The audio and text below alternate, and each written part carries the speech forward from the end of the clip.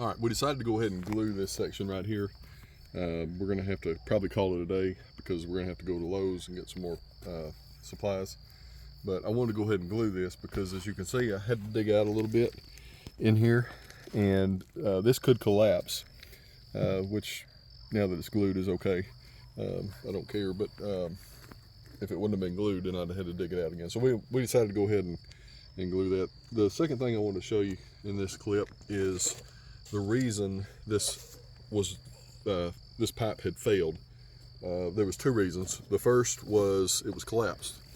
When you pull a piece of pipe out of the ground like this and you see that split on it, you know it was collapsed. Now that's most likely because of weight, somebody driving over it, or when it was installed, you know, if they used a backhoe or an excavator, heavy piece of equipment, they could have collapsed it when they were backfilling the dirt.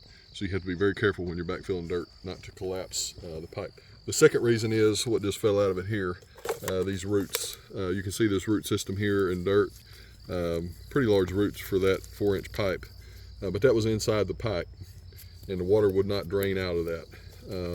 And that's what was keeping the water from draining.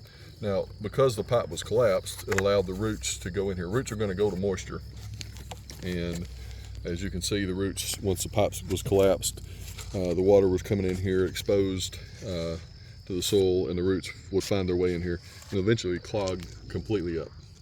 So that was why this system failed.